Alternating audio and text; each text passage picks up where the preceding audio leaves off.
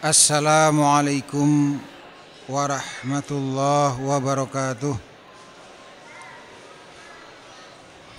Innal hamdalillah nahmaduhu wa nasta'inuhu wa nastaghfiruh wa na'udzu billahi min syururi anfusina wa min sayyiati a'malina. May yahdihillahu fala mudhillalah wa may yudlil fala hadiyalah. Wa asyhadu an la ilaha illallah wahdahu la syarika lah wa asyhadu anna Muhammadan abduhu wa rasuluhu sallallahu alaihi wa ala alihi wa sahbihi wa sallama tasliman mazida, amma ba'd. Para jamaah rahimani wa rahimakumullah, kita telah sampai pada dua dalil terakhir alhamdulillah dalam bab ma jaa anna ba'dha hadhil ummah ya'budul awthan. Penjelasan bahwa sebagian umat ini ada yang menyembah berhala, yaitu menyembah selain Allah Subhanahu wa taala. Sampai pada ayat ke-21 dari surat Al-Kahfi. Di dalam ayat tersebut Allah taala berfirman, qala alladziina ghalabu ala amrihim lanattakhidanna 'alaihim masjida. Orang-orang yang berkuasa atas urusan mereka berkata, sungguh kami akan mendirikan sebuah rumah peribadatan di atas goa mereka. Saya ulangi, orang-orang yang berkuasa atas urusan mereka berkata, sungguh kami akan mendirikan sebuah rumah peribadatan di atas goa mereka. Para jamaah rahimani wa rahimakumullah, ayat ini adalah tentang kisah Ashabul Kahfi, penghuni goa yang ma'ruf. Di dalam ayat ini Allah Subhanahu wa taala mengkabarkan tentang orang-orang yang berkuasa atas urusan mereka ini, atas urusan Ashabul Kahfi, atas urusan orang-orang yang menghuni goa. Siapakah mereka itu? Dijelaskan dalam kitab At-Tamhid. Faqala qailun, wa famanil ladzina ghalabu 'alal amr. Lalu siapakah orang-orang yang dikatakan berkuasa atas urusan Ashabul Kahfi? Ikhtalafal mufassirun fi dzalik. Ulama ahli tafsir berselisih pendapat tentang siapakah orang yang berkuasa atas urusan penghuni goa tersebut.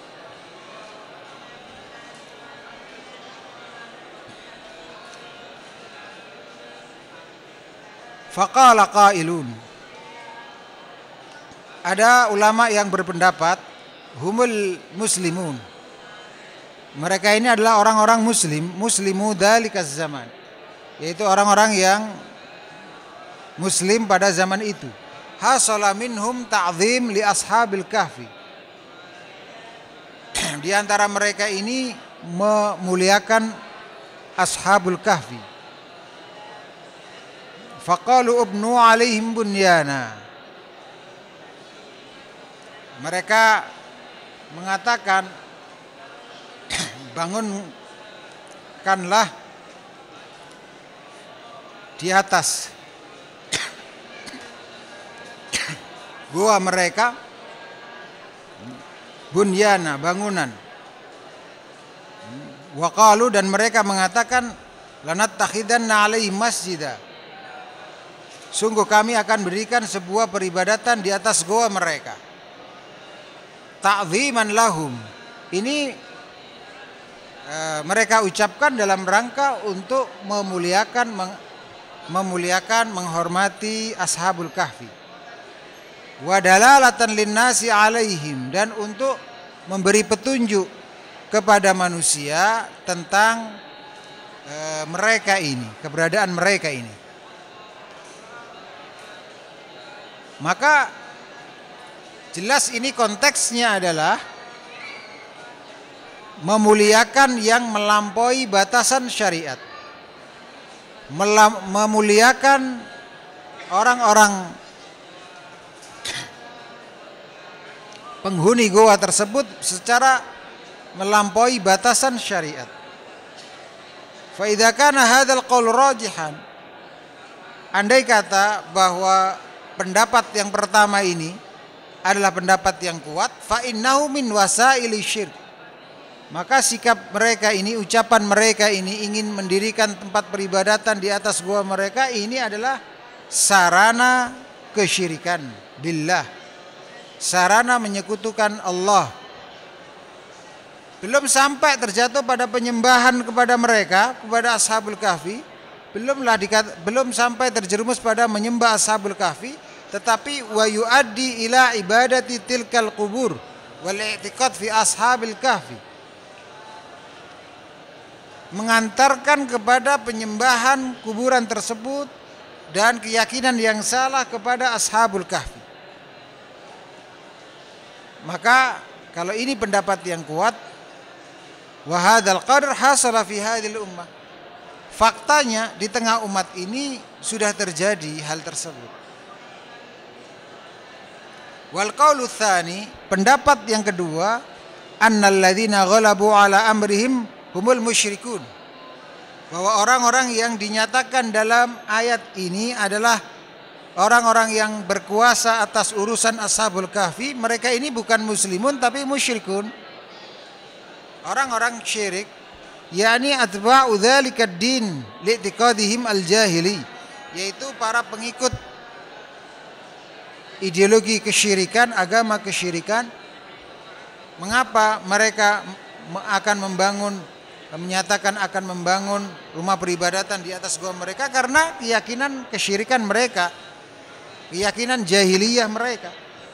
Walima fi qulubihim minasyirk, karena di dalam hati mereka ada kesyirikan, wal bid'ah, dan kebid'ahan, allati khalafu biha anbiya'ahum, yang mana dengan sikap ini mereka dengan kesyirikan, kebid'ahan mereka tersebut, mereka menyelisih para nabi mereka. Qalu lanattakhidanna 'alaihim masjida, mereka sampai menyatakan sungguh kami benar-benar akan membangun tempat peribadatan di atas goa mereka. Wal qaulu tsalits, pendapat yang ketiga, wa walladzi rajjahahu Ibnu Katsir rahimahullah, adalah pendapat yang dikuatkan oleh pakar tafsir, ulama tafsir Ibnu Katsir rahimahullah. Wa rajjahahu adadun aidan min ahli ilm, dan dikuatkan pula pendapat ini oleh sejumlah ulama, annal ladzina ghalabu ala amrihim, bahwa orang-orang yang menguasai urusan Ashabul Kahfi humul kubara wal umara wa ashabun nufudh fihim, mereka adalah pembesar, para umara, orang-orang yang memiliki kekuasaan di tengah mereka. Li'anna alladzi lahul ghalabah fil amr huwa man yamlikul amr wan nahi, karena yang disebut orang yang memiliki kekuasaan dalam urusan Ashabul Kahfi tentulah orang yang memang kuasa untuk memerintah, kuasa untuk melarang di tengah-tengah masyarakat. Wahumul kubara, yaitu para pembesar masyarakat, wa ashabun nufudh, dan orang-orang yang memang memiliki kekuasaan, wa muluk dzalikaz zaman, dan para raja pada zaman tersebut, wa umara'uhu, dan juga demikian para umara. Azzamu haula'is salihin, sikap para umara, para raja, para pembesar ketika itu memuliakan orang-orang saleh tersebut, yaitu Ashabul Kahfi, tetapi secara melampaui batasan syariat, yaitu bagaimana? Lanattakhidanna 'alaihim masjida, mereka menyatakan demikian, sungguh kami benar-benar akan membangun tempat peribadatan di goa-goa mereka. Jadi membangun tempat peribadatan, tempat zikir, tempat sholat, tempat dan seterusnya di tempat-tempat petilasan, jejak mungkin mandinya wali zaman dahulu, sumber air, mata air, tempat mandinya wali zaman dahulu, atau kemudian jejak jejak mereka ketika mereka mampir di suatu tempat kemudian berzikir di situ, kemudian atau tempat tinggal mereka, dengan keyakinan bahwa kalau dibangun tempat peribadatan di situ dan manusia beribadah di situ, maka berlipat pahala yang didapatkannya, lebih diberkahi oleh Allah, lebih afdal, seperti itu. Sehingga orang berbondong-bondong mencari tempat-tempat sulit seperti itu untuk sekedar sholat, sedangkan masjid-masjid di sekitar tempat tinggal mereka malah justru mereka tidak pernah kelihatan di masjid. Nah, ini akibat menyelisih syariat Islam, melakukan hal-hal yang tidak diajarkan oleh Rasulullah sallallahu alaihi wasallam, bahkan itu sebagai sarana yang mengantarkan kepada kesyirikan. Karena tidak aman dari godaan syaitan. Syaitan akan datang dengan mungkin bersuara dengan suara yang mirip dengan suara wali tersebut ketika dulu masih hidupnya. Kemudian ketika berdoa terdengar suara bahwasanya wali tersebut mengkabulkan doa tersebut. Ini tipu daya syaitan. Tipu daya syaitan. Para jamaah rahimani wa rahimakumullah, kata Syekh di sini, waqad hasala hada fitil kal ummah, dan ini telah terjadi perkara yang seperti ini di tengah-tengah umat. Wa madama annahu hasala fa innahu sayahsulu fi hadhil ummah. Kaidahnya berdasarkan hadis Abu Sa'id radhiyallahu anhu pada hadis yang pertama kali kita pelajari, para jamaah rahimani wa rahimakumullah, bahwa pasti kita akan mengikuti umat-umat sebelum, pasti umat Islam ini akan mengikuti umat-umat sebelum umat Islam dari Yahudi dan Nasara dalam cara beragama. Maka selama itu telah terjadi di umat sebelumnya, maka pasti pada umat ini akan ada orang di antara umat ini yang mengikuti mereka. Li'annahu ma min khuslatin minasyirki hasalat fil umam qablana illa wa hasalat fi hadhil ummah. Karena tidak ada satupun bentuk kesyirikan yang terjadi di umat sebelumnya kecuali ada pengikutnya di antara umat ini. Hatta idda'a ba'du hadhil ummah annahu Allahu jalla wa'ala wa anna Allaha, dan sampai ada di antara umat ini yang mengklaim dirinya adalah Allah Azza wa Jalla, dirinya adalah Tuhan, dan menyatakan bahwa Tuhan itu menyatu dengannya dan yang semisal itu. Bal qad da'u anna ruhal ilah tatanasakh fi unasin muayyanin. Bahkan ada yang mengklaim bahwa ruh dari Tuhan itu menyatu atau menitis pada orang-orang tertentu, kama huwa i'tiqad waif minal batiniyah wa nahwi dzalik, sebagaimana ini ada pada keyakinan kelompok dari batiniyah dan hal yang semisal itu. Wa hadza, kurang lebihnya yang dimaksud oleh Syekh demikian. Wa hadza kama qala alaihi salatu wassalam la tattabi'unna sanana man kana qablakum hadzwal qudzati bil qudzati. Demikian kurang lebihnya sabda Rasulullah sallallahu alaihi wasallam yang telah kita pelajari. Artinya, intinya bahwa sungguh benar-benar kalian akan mengikuti cara beragamanya orang sebelum kalian, persis seperti persisnya bulu anak panah yang satu dengan yang lain.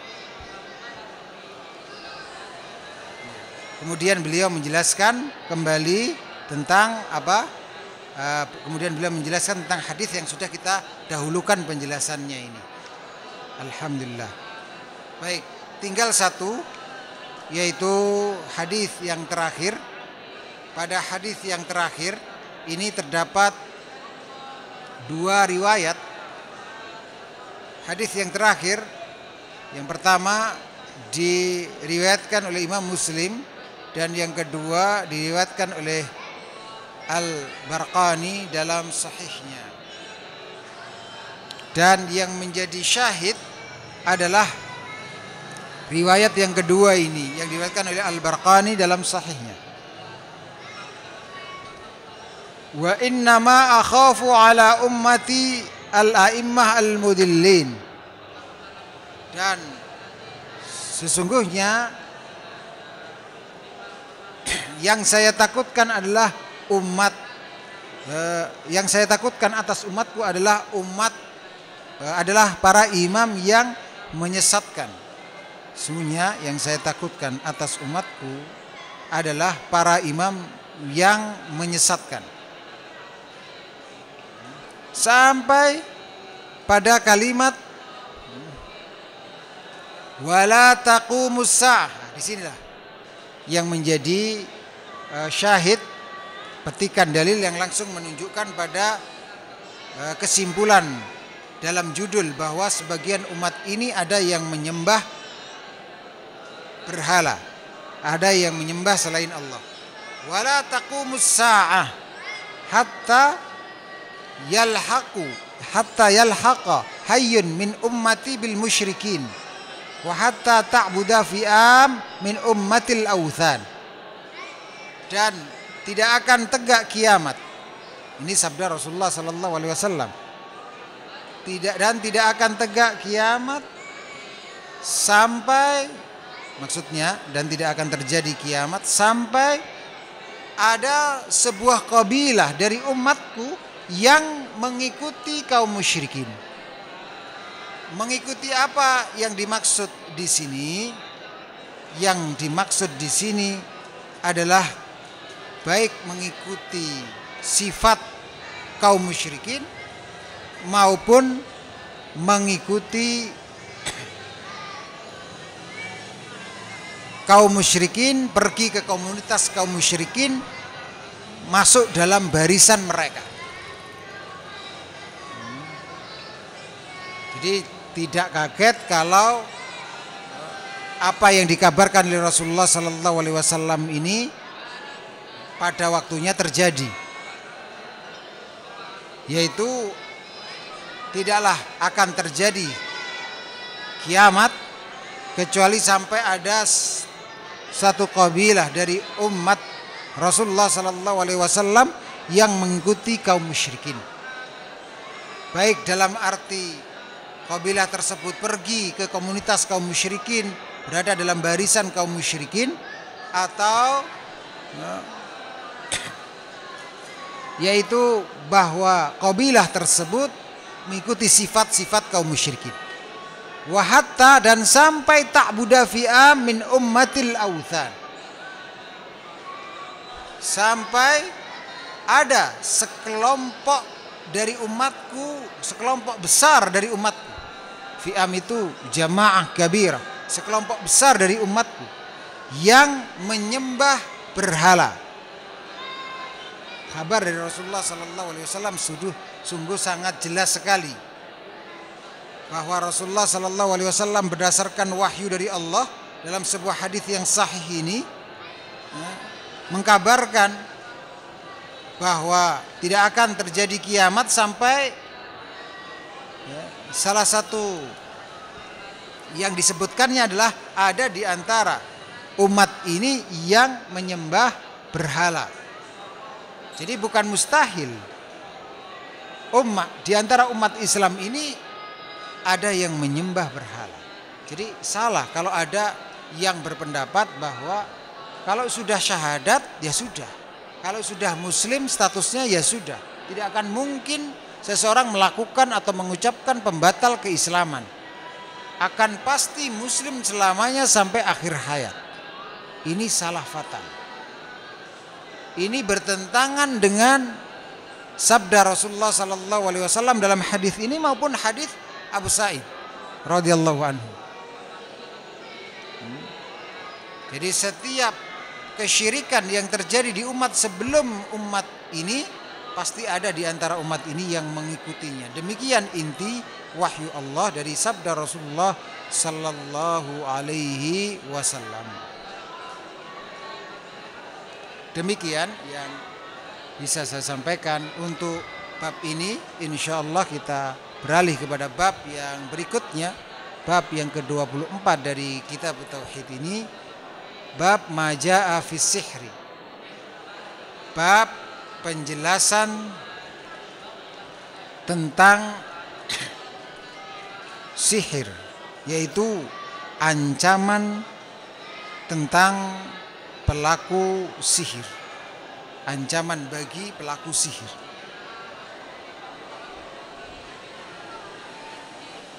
Para jamaah rahimani wa rahimakumullah,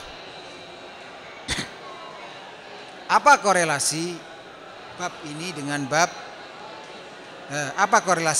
dengan pembahasan tauhid? Kalau kita perhatikan bahwa sihir itu termasuk bagian dari kesyirikan. Sihir termasuk bagian dari kesyirikan. Jadi enggak mungkin sihir yang di dalamnya ada meminta bantuan syaitan itu kok tidak ada kesyirikannya.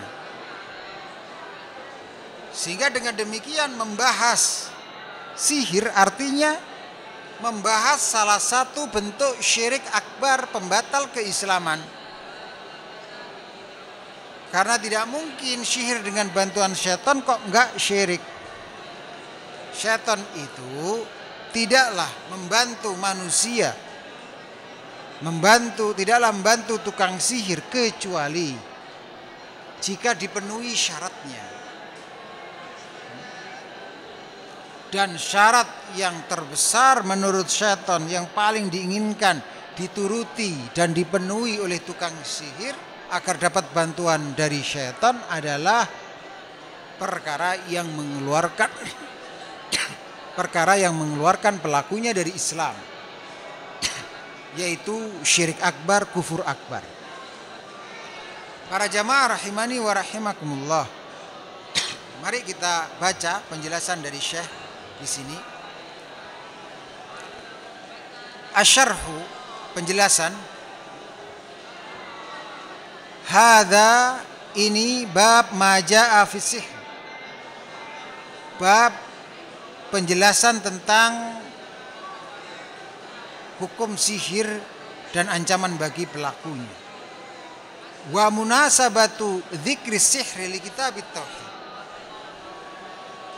hubungan pembahasan tentang sihir dengan pembahasan tauhid sehingga dibawakan dalam kitab tauhid ini adalah an-sihra, bahwasanya sihir naun minasyirki, adalah salah satu macam dari kesyirikan.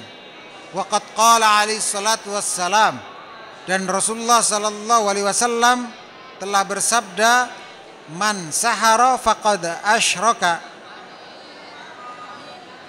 Hanya tidak disebutkan di sini kesahihan atau tidaknya dalil ini. Barangkali pertemuan depan jika sudah saya dapatkan derajat hadisnya akan saya sampaikan. Barang siapa yang menyihir maka dia telah menyekutukan Allah. Fasirhu ahadu anwa'i syirkil akbar billahi jalla wa'ala. Sihir adalah salah satu macam dari syirik besar, menyekutukan Allah jalla wa'ala yang jenis besar, maksudnya mengeluarkan pelakunya dari Islam. Famunasabatuhu zahirah, maka kalau begitu korelasinya dengan pembahasan tauhid jelas sekali bahwasanya sihir pembatal keislaman, pembatal tauhid. Li'annahu mudad li asli tauhid, karena bertentangan dengan dasar atau pokok tauhid, yang mana kalau pada diri seorang dasar tauhidnya itu hilang, rusak, maka akan kafir, keluar dari agama Islam. Wasihru fil lughah, sihir dalam bahasa huwa ibaratun amma khafiya wa la tufa sababuhu. Secara bahasa yaitu suatu ungkapan tentang perkara yang samar dan lembut, tidak nampak sebabnya. Itu secara bahasa. Sesuatu yang sebabnya samar, yang sebabnya tidak nampak jelas, tidak nampak jelas, maka itu sihir secara bahasa. Dan pas secara istilah pun ada kesesuaian dengan makna bahasa. Karena orang kalau disihir, perutnya buncit, katanya isinya paku, silet dan seterusnya, maka ini adalah sebab yang tidak jelas. Kemarin sehat, tidak mengkonsumsi sesuatu yang membahayakan dan seterusnya, tahu-tahu esok harinya sudah perutnya buncit.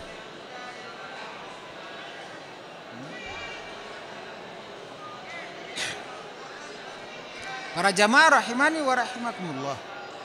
Sedangkan ketika dibawa ke dokter, mungkin dokter menyatakan tidak ada sesuatu ketika dirongsen di dalam perutnya, tidak bisa mendeteksi dengan ilmu medisnya. Ini satu yang samar sebabnya, tahu-tahu buncit. Wa makna khafiya sara sababu dzalika syai' khafiyan la yaqa'u bidzuhur. Dan yang dimaksud dengan samar sebabnya adalah sebabnya itu tidak nampak dengan jelas, tidak kentara. Wa inna ma yaqa'u ala wajhil khafa, sehingga sebabnya itu sebab yang samar. Walihada summiya akhirul lail sihran. Saya ulangi, walihada summiya akhirul lail saharan lidzalik. Oleh karena itu akhir waktu itu dinamakan sahar, atau kata yang semisal itu, yaitu kalau seorang makan untuk puasa, ini namanya makan sahur. Susunan huruf dasarnya sama, sin ha ra, yaitu suatu waktu yang samar, enggak kelihatan jelas orang beraktivitas, karena orang lain kebanyakan pada tidur. Makan sahur adalah makan di waktu orang pada gak banyak tahu bahwa si fulan melakukan makan sahur, yaitu dalam puasa sunnah misalnya. Wa kadzalika qila fi aklati akhir lail sahur. Juga demikian makan sahur di akhir malam dinamakan sahur. Wa dzalika li'anna taqu ala wajhil khafa, karena itu terjadi dalam bentuk yang tidak kentara. Wa adamul ishtihar, tidak terlihat, wa dzuhur minan nas, tidak terlihat jelas oleh kalangan manusia.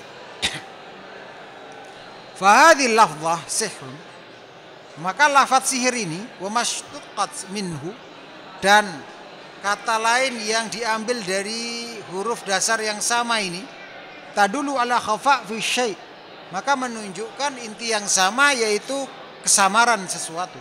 Walihada fa innahu fil lughah, oleh karena itu dalam makna bahasa yutlaqu sir ala asya'in katsira.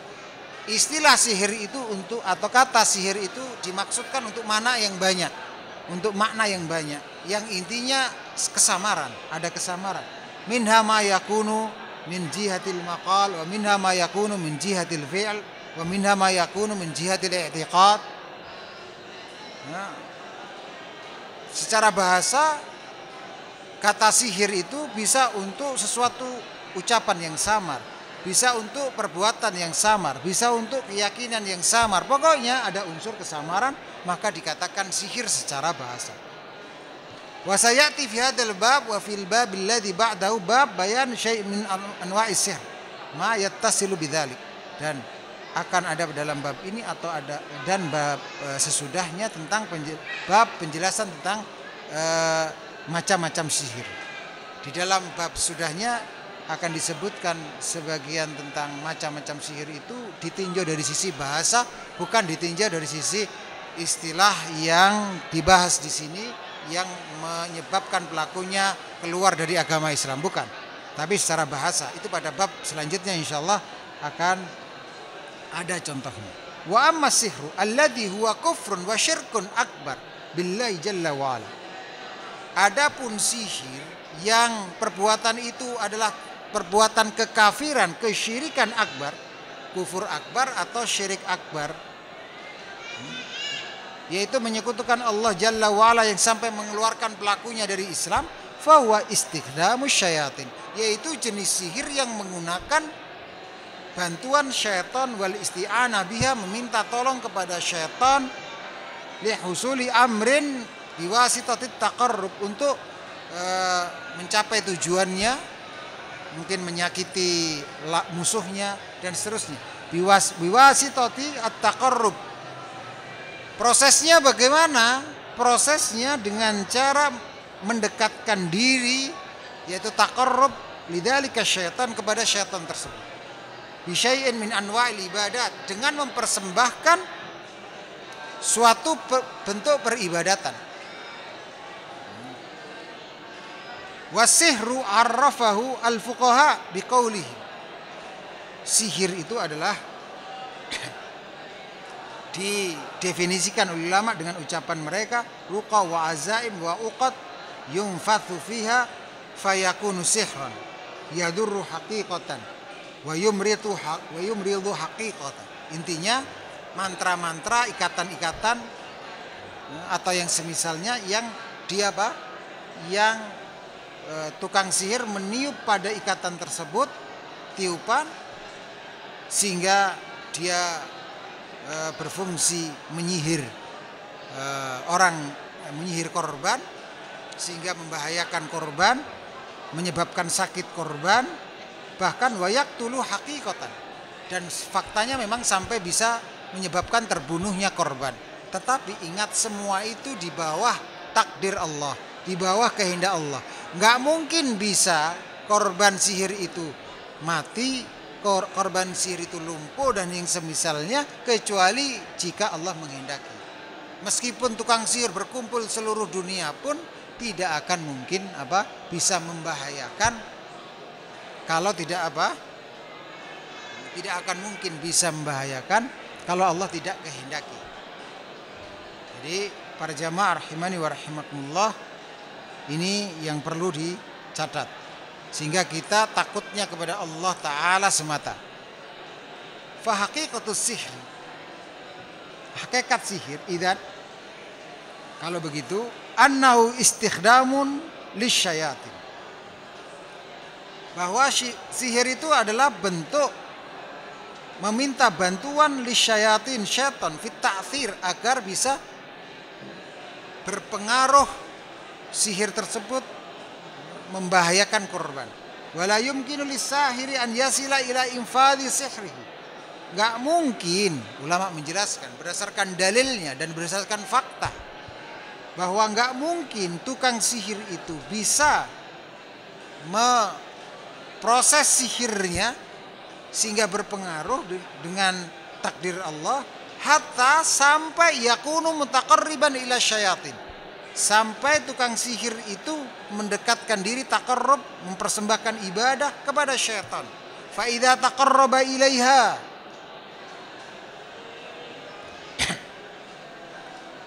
khadimathu syayatin al-jin. Maka jika tukang sihir itu sudah mempersembahkan satu macam ibadah atau melakukan persyaratan kekufuran, kesyirikan dan yang semisalnya,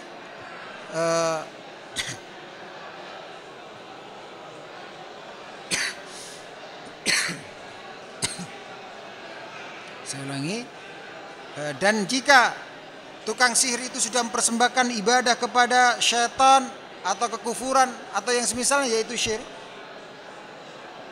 maka apa?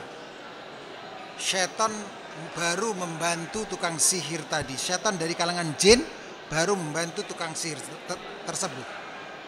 Bi an atharat fi badanil mashur, yaitu dengan melakukan upaya mengenakan bahaya kepada badan orang yang disihir.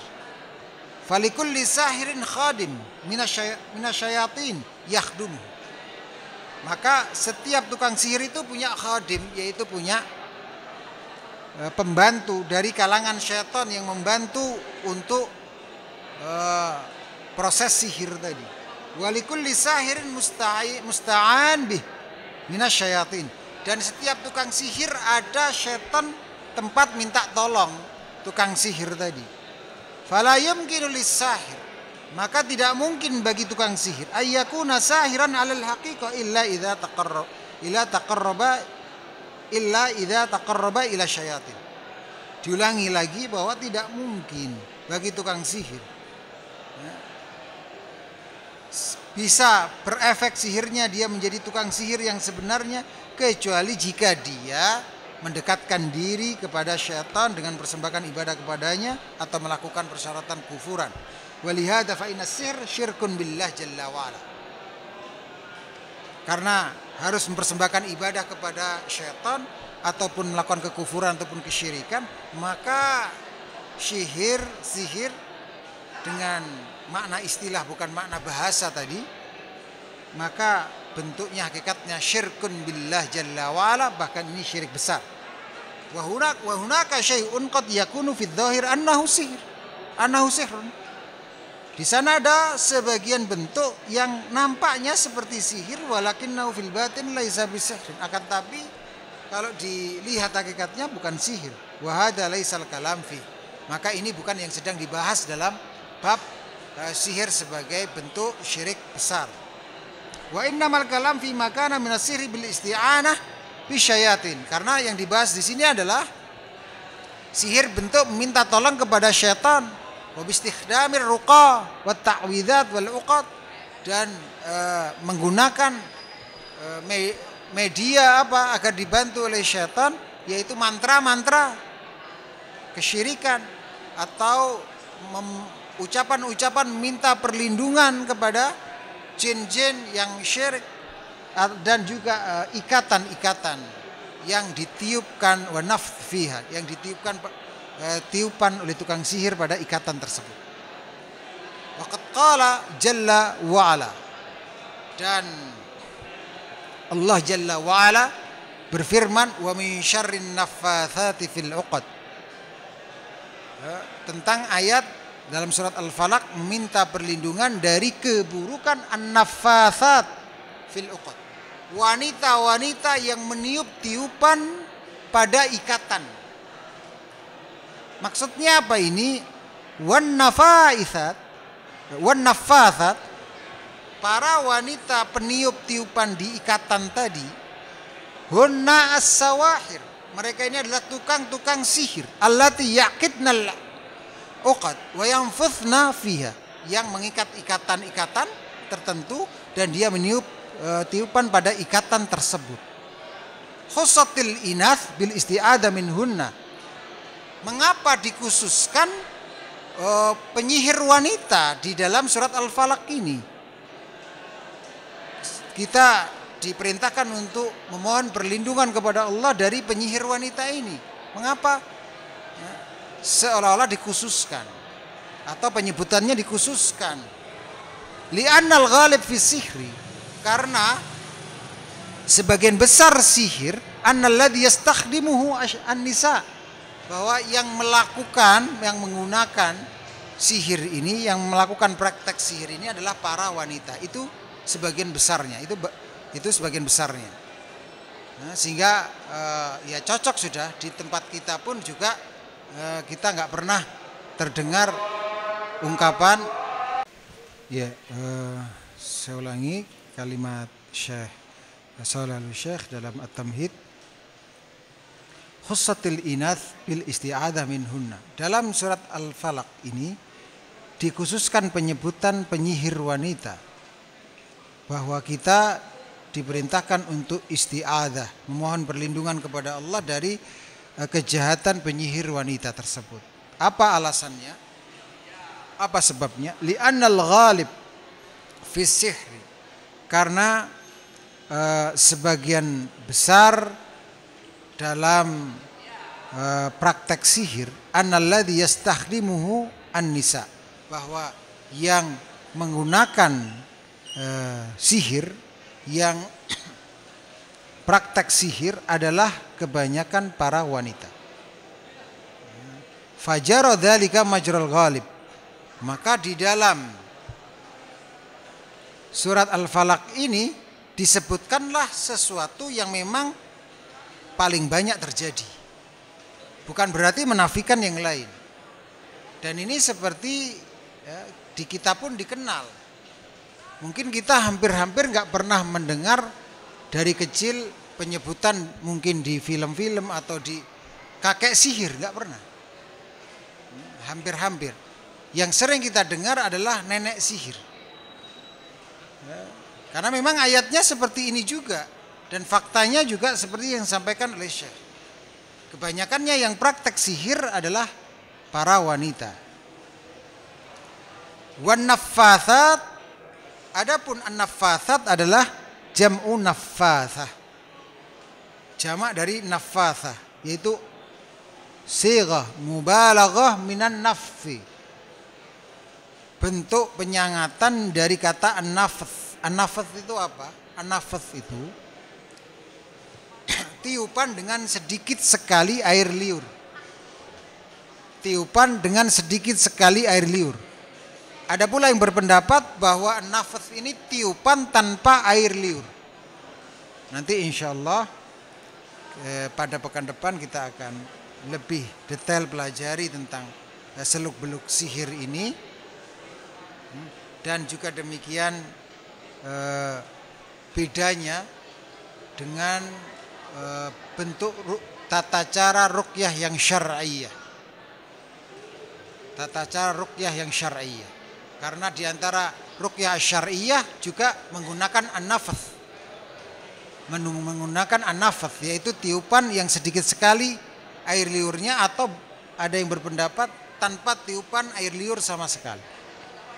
Nah, sebetulnya apa sih bedanya antara ruqyah dengan sihir? Bukankah dalam mendefinisikan sihir juga disebutkan ar-ruqa, yaitu mantra-mantra?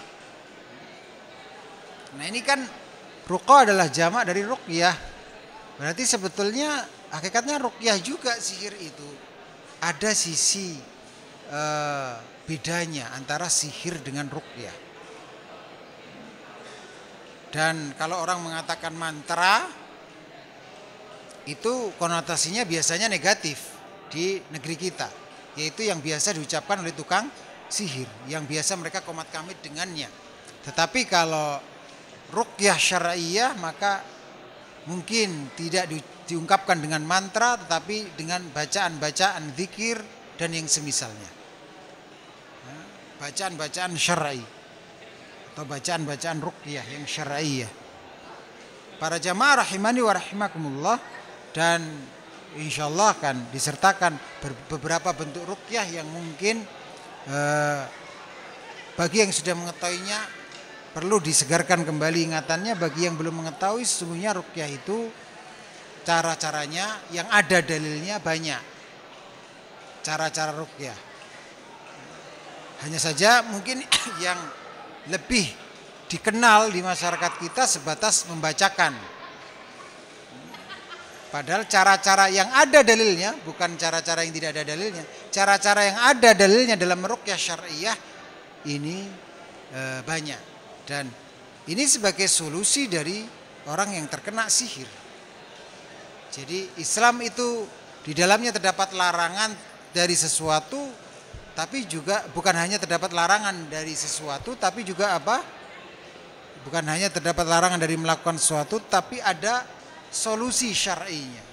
Di antara solusi syar'i, orang yang berobat dengan sihir, yang dia katakan pengobatan alternatif, sebetulnya ini penghalusan yang tidak selayaknya kita mengikuti kebiasaan banyak orang menghaluskan syirik besar dengan pengobatan alternatif. Meskipun secara makna ada sisi benarnya kalau pengobatan alternatif yang dimaksud pengobatan alternatif ke neraka. Maka ini benar karena memang sihir adalah syirik besar. Maka dari itu ketika dilarang pengobatan alternatif ke neraka bentuknya sihir tersebut, maka ada solusi syar'i, diantaranya ruqyah syar'iyah. Para jamaah rahimani wa rahimakumullah, jadi mereka disebut an-naffathat, diambil dari an-nafath, yaitu tiupan yang sedikit sekali air liur, atau ada yang mengatakan tanpa air liur, dan banyak dilakukan. Karena ini sighah mubalaghah, bentuk penyangatan. Naffathat ini.